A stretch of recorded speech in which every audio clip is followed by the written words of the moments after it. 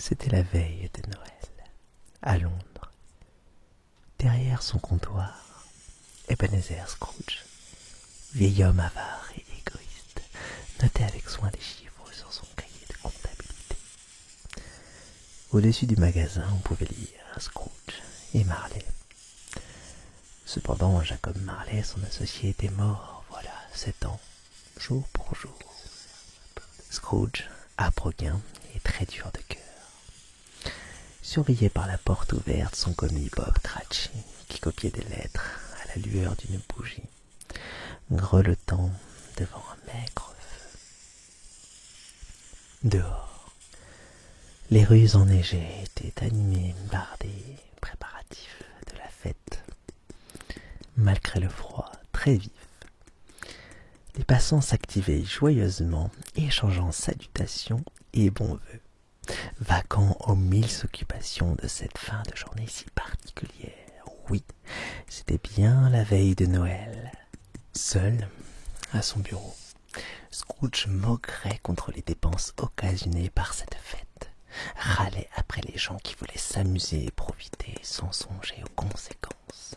Un homme s'approcha et le salua d'un amical « Joyeux Noël !»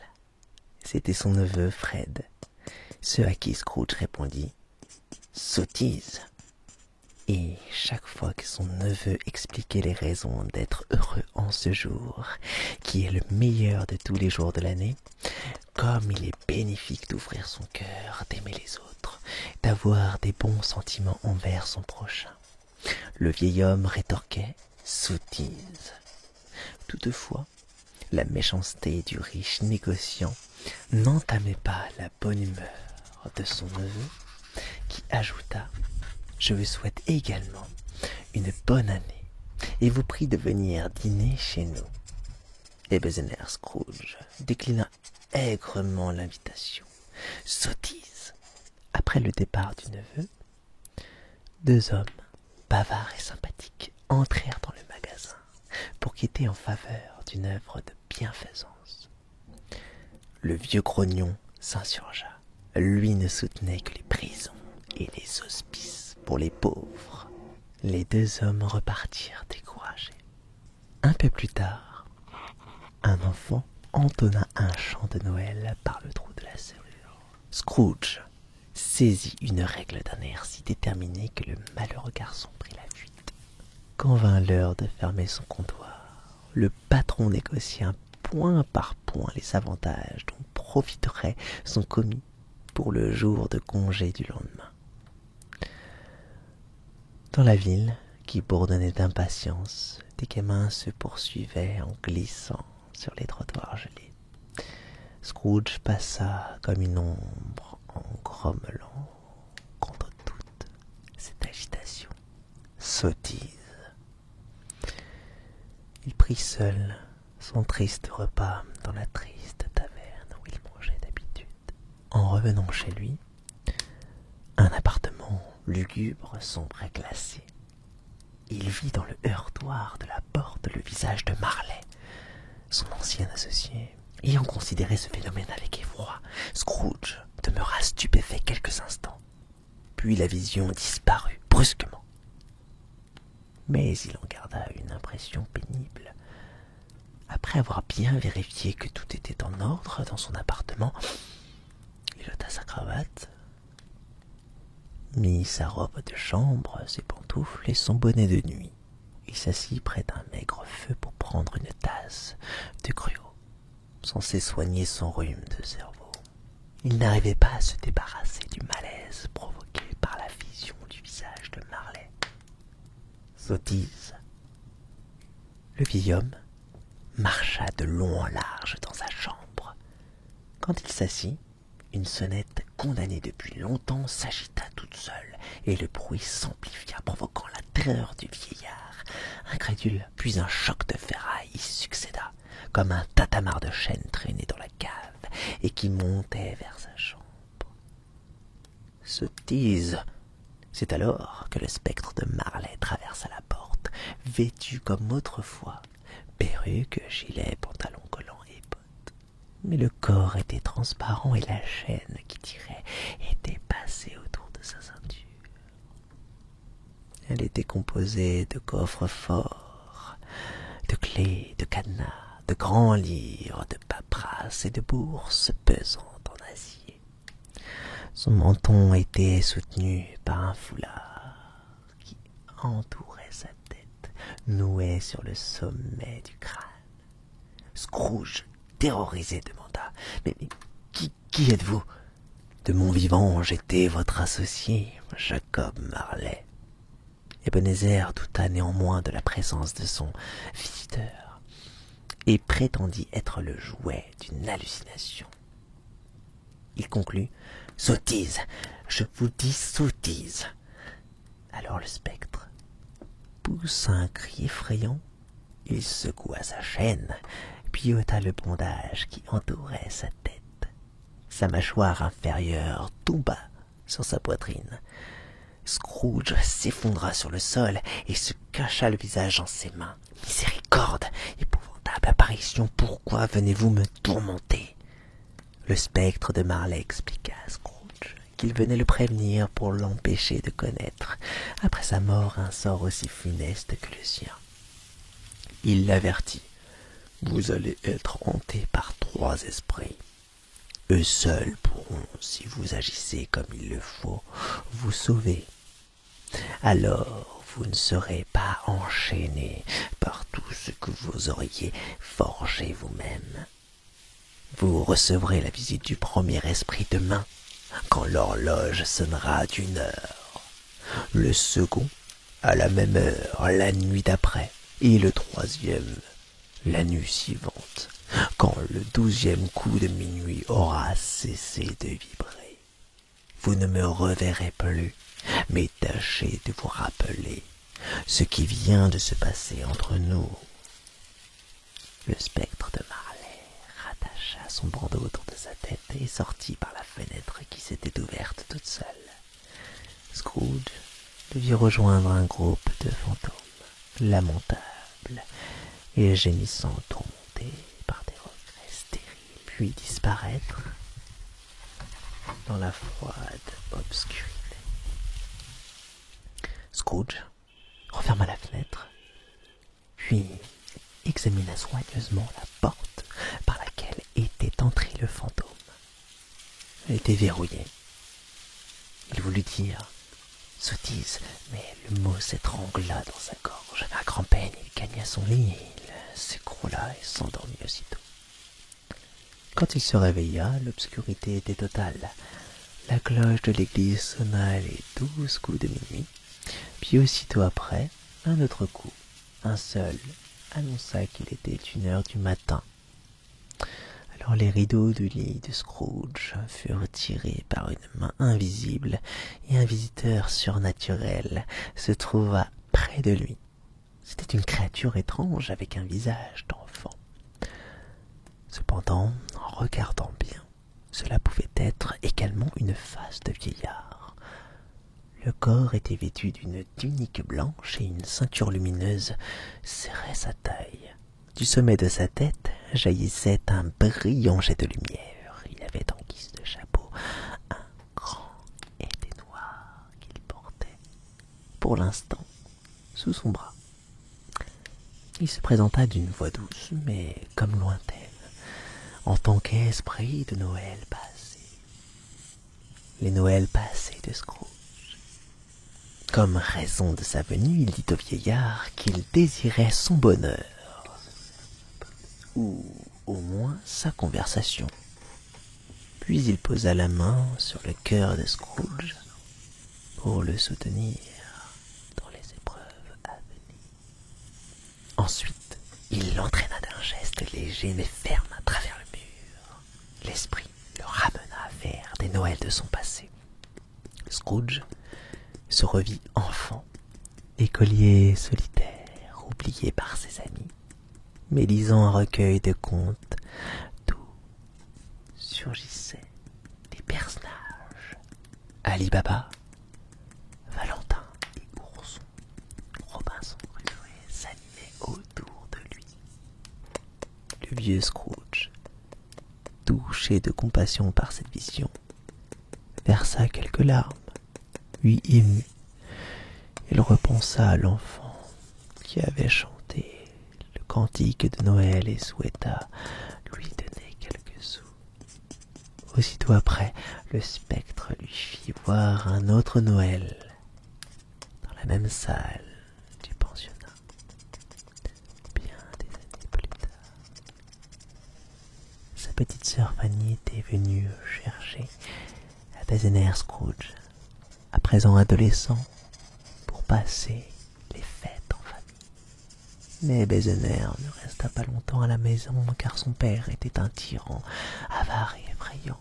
Quant à sa sœur Fanny, personne, délicate et au grand cœur, elle se maria, puis eut un fils prénommé Fred. Malheureusement, elle mourut très jeune. Un instant plus tard, l'esprit et Scrooge se retrouvèrent devant un magasin, celui du vieux Fezziwig.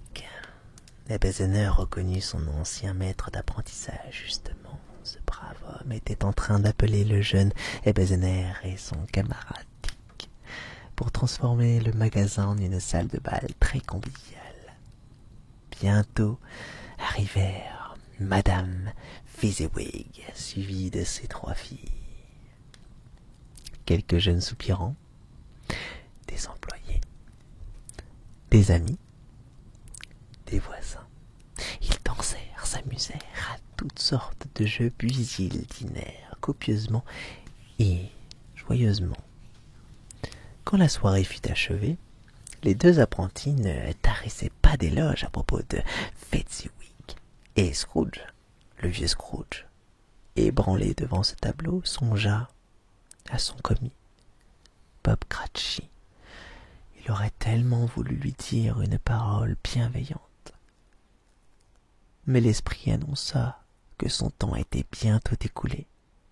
Voilà de nouveau Ebenezer cette fois. C'était un homme dans la fleur de l'âge. Ses traits commençaient à se durcir, son regard inquiet révélait l'obsession qui le rongeait, l'appât du gain, le souci de l'économie, l'horreur des dépenses. Une jeune fille était à ses côtés, vêtue de deuil et les yeux pleins de larmes. C'était sa fiancée. Elle insistait avec douceur. « Je vous assure, Ebenezer, vous avez tellement changé. »« Comment ? Parce que je me montre plus raisonnable, vous dites que je deviens insensible. » Elle tenta de se justifier timidement. « Mais écoutez-moi !» Il lui coupa la parole et répondit sèchement que c'était lui qui avait raison. Elle était consciente de leur incompréhension mutuelle. Elle se découragea et, dans un dernier effort, elle dit « Croyez-moi, nous n'avons pas d'avenir ensemble. Vous serez plus heureux sans moi. » Le jeune homme accepta la rupture sans essayer de retenir sa fiancée. L'instant suivant, l'esprit lui montra la même personne quelques années plus tard. Elle était mariée à un autre homme. Ils avaient eu de nombreux enfants. Ce soir de Noël, le mari apporta des jouets au gamin et annonça à son épouse, par la fenêtre ouverte de son comptoir. Il avait vu Scrooge. « On dit que son associé se meurt. Votre ancien ami est seul, comme toujours, tout seul au monde. » Le vieux Scrooge se rebiffa d'une voix saccadée. Il demanda à l'esprit de l'emmener loin d'ici et de cesser de le torturer devant l'inflexibilité du spectre, et tandis que la lumière surgissant de sa tête brillait de plus en plus. Le vieillard saisit l'épée noire et l'appliqua violemment sur le crâne de l'esprit. Il ne parvint pas à l'étouffer, mais plus il tentait d'appuyer, plus l'esprit semblait s'affaisser sous son chapeau fantastique. La lumière s'échappait par-dessus et rayonnait sur le sol. Scrooge se sentit épuisé, terrassé par un irrésistible besoin de dormir. Il se retrouva bientôt dans sa chambre à coucher. Il roula sur son lit et sombra dans un profond sommeil. Quand il se réveilla, il savait qu'il était encore 1 heure du matin. Il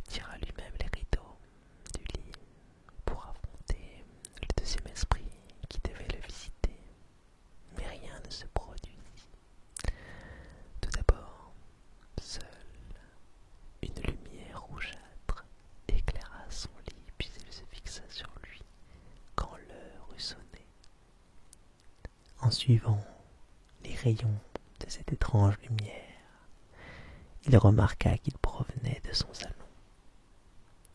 Il s'y rendit. La pièce était transformée, décorée, accueillante. Un grand feu flambait dans la cheminée. Au milieu, sur un trône composé de toutes les plus belles, délicieuses victuailles qu'on puisse imaginer, chapelet de saucisses, dinde, civet, simple robe vert foncé, bordée de fourrure blanche. Il brandissait une torche allumée, véritable corne d'abondance qui éclairait cette scène extraordinaire.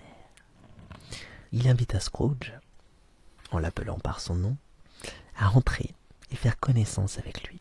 « Je suis l'esprit de Noël présent. Regardez-moi. » Le vieillard lui dit qu'il était prêt à le suivre. Le fantôme lui suggéra de toucher sa robe. Ils se retrouvèrent alors dans les rues de la ville le matin de Noël. Les gens raclaient la neige qui couvrait les trottoirs devant leur maison. Des hommes déblayaient les toits. Tous étaient joyeux. Ils s'envoyaient des boules de neige et riaient à gorge déployée. Les boutiques des marchands étaient encore ouvertes, regorgeant de volailles, de fruits d'épices, étalant à profusion tout ce qui peut régaler les yeux et faire plaisir au palais. Les clients empressés, impatients, étourdis, joyeux, s'entrecroisaient dans un véritable palais, heurtaient leurs paniers de provisions, oubliaient leurs emplettes, revenaient les chercher avec une gaieté contagieuse et agréable à voir. Un peu plus tard, les cloches appelèrent les bonnes gens à l'église. Ils sortirent par troupes pour s'y prendre dans leurs plus beaux habits, tandis qu'au même moment, une multitude de personnes surgissaient des rues, des passages, des ruelles, pour se précipiter chez le boulanger avec un dîner à mettre au four.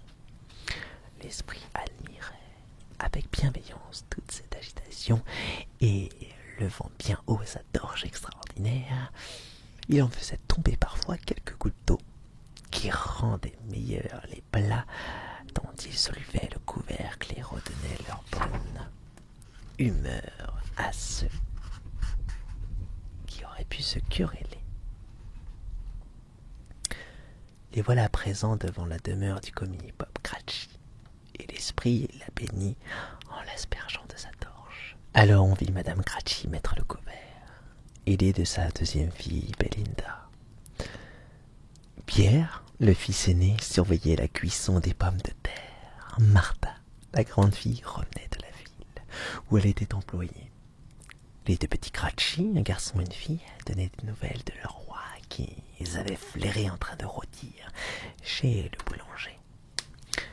Puis arriva Bob Cratchit, portant sur ses épaules Tiny Tim, le fils paralytique, bien léger et bien faible, qui avait une petite béquille et une mécanique de fer pour soutenir ses jambes.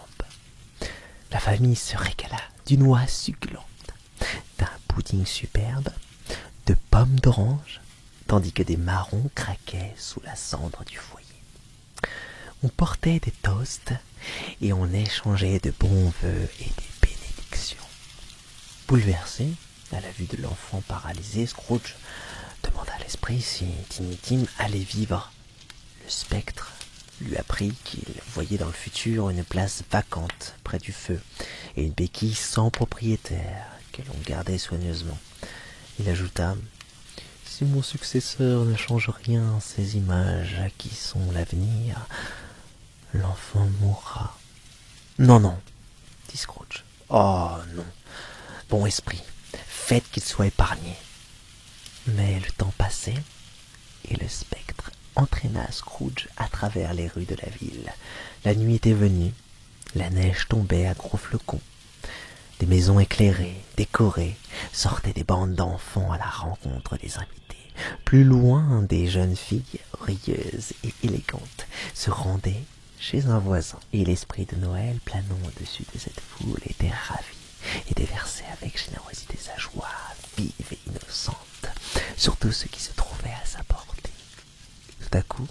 Sans prévenir, son compagnon, le spectre, le transporta au milieu d'un marais triste et désert, où poussait une végétation chétive et rude. Il se trouvait là où vivaient les mineurs, ceux qui travaillaient dans les entrailles de la terre. Et pourtant, dans une pauvre hutte, un feu splendide brûlait, et plusieurs générations de mineurs réunis étonnaient un cantique de Noël. Vêtus de leurs habits de fête, ils étaient heureux. Puis le fantôme emporta Scrooge vers la mer, et il lui fit voir 2 gardiens de phare qui, au milieu du fracas des vagues, se souhaitaient un joyeux Noël. Un peu plus loin, au large, on apercevait un bateau. À son bord, tous les passagers, actifs ou nonchalants, occupés ou rêveurs, seuls ou en compagnie, tous avaient une pensée amicale, attendrie, affectueuse pour quelqu'un dans la réalité ou dans un souvenir.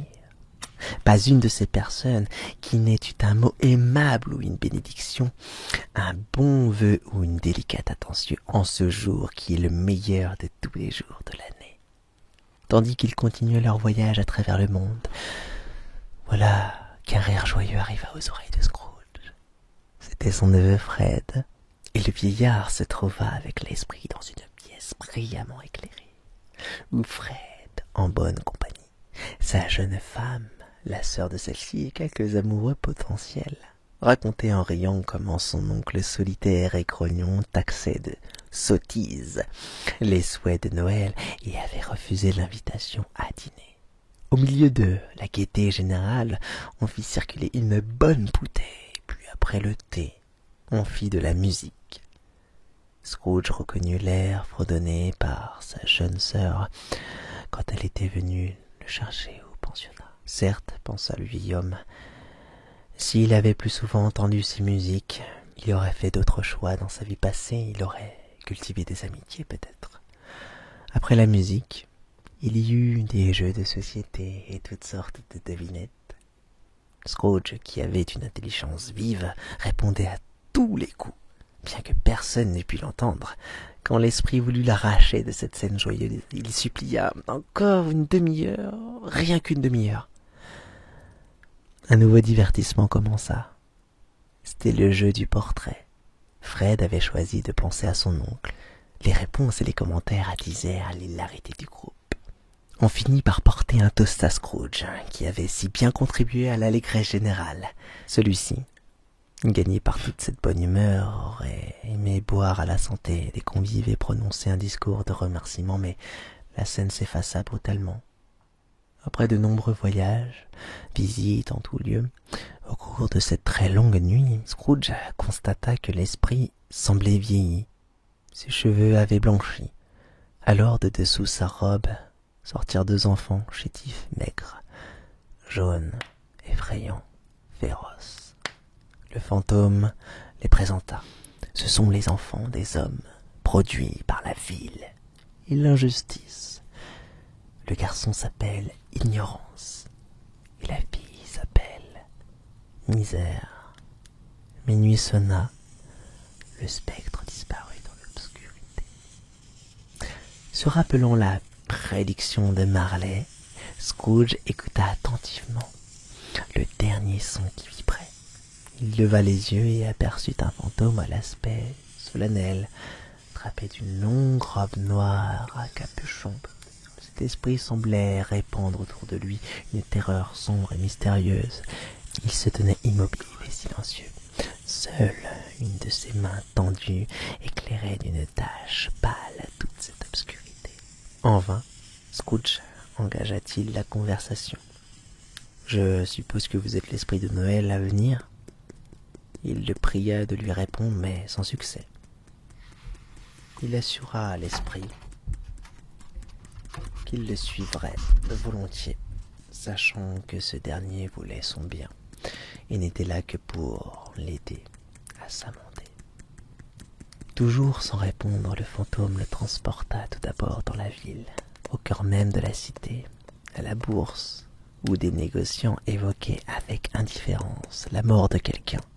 Puis, dans une rue voisine, 2 hommes en s'abordant s'échangèrent des nouvelles laconiques à propos d'un avare qui venait de rendre l'âme. Scrooge ne comprenait toujours pas. Ils arrivèrent dans les bas-fonds de la ville. Un receleur marchandait des oripeaux anneaux, rideaux de ligne, une chemise volée probablement, et que Scrooge reconnut pour être le sien. L'épisode suivant lui montrait un lit nu, sans anneaux, sans rideaux. Sur ce lit, un cadavre gisait, recouvert d'un linceul. Ce mort dépouillé, abandonné de tout, que personne ne pleurait. Qui pouvait-il être? Scrooge n'osait pas y penser. Il demanda à l'esprit de lui désigner quelqu'un qui éprouvait une émotion pénible liée à la mort de cet homme. Il vit alors un couple. Il reconnut ses débiteurs, des personnes pauvres et tristes, dont le seul espoir était que le successeur de leur créancier serait moins impitoyable que lui. Le vieillard interrogea le spectre. Se pouvait-il que la mort fût parfois associée à de la tendresse? Et alors apparut Bob Cratchit, évoquant doucement les souvenirs du cher Tiny Tim, à présent disparu. Dans la famille Cratchit, on parlait de l'enfant défunt, dans une émotion contenue, presque avec sérénité. Tenaillé par la peur, Scrooge eut l'intuition que le spectre allait bientôt le quitter. Le vieil homme tenta de convaincre l'esprit de sa volonté de changer et lui demanda de lui montrer ce que deviendrait le nouveau Scrooge avec ses bonnes résolutions. Alors le fantôme l'entraîna devant son comptoir où le vieillard découvrit quelqu'un d'autre à sa place. Insistant pour savoir où il serait dans le futur, il fut conduit vers un cimetière, sur une tombe abandonnée. La main de l'esprit désigna un nom inscrit. Ebenezer Scrooge. Le malheureux, fou de terreur, tomba à genoux près de la sépulture, gémissant en jurant qu'il comprit les leçons données par les trois esprits qui l'avaient hanté en cette nuit mémorable. Il promit qu'il serait désormais un tout autre homme, honorant Noël et aimant les autres, afin que les choses horribles que son dernier guide lui avait montrées n'adviennent pas. Il affirma qu'il voulait réparer ses erreurs pour avoir la chance de changer son avenir. Il s'agrippa à la main du spectre de toutes ses forces. « Oh, et dites-moi que je puis faire disparaître l'inscription de cette pierre. » Puis il vit une métamorphose dans la robe à capuchon. L'esprit s'affaissa sur lui-même et se transforma en colonne de lit. Scrooge se réveilla dans son lit, submergé de bonheur. Il se leva joyeux et ouvrit la fenêtre. Il faisait beau. Un garçon qui passait dans la rue lui apprit qu'on était le matin de Noël. Le vieil homme, au comble de la gratitude envers les souvenirs de Jacob Marley et les trois esprits de Noël, acheta une dinde rôtie chez le boucher. Ensuite, il la fit livrer chez les Cratchit. Il gratifia même le garçon de quelques shillings. Puis, soignant sa toilette et vêtu de son mieux, il sortit. Dans la rue, il reconnut l'un des deux hommes qui avaient quitté la veille et lui offrit, avec assistance, une belle somme pour ses bonnes œuvres. Enfin, il se rendit chez son neveu, Fred, pour honorer l'invitation à dîner. Et là, il fut accueilli avec joie. Depuis ce jour-là, il n'y eut pas, dans tout le pays, meilleur homme et plus apprécié que le vieux Scrooge. Par la suite, il augmenta le salaire de son commis Bob Cratchit. Et Tiny Tim ne mourut pas. Il devint le protégé de ce brave, de ce bon, de cet admirable Ebenezer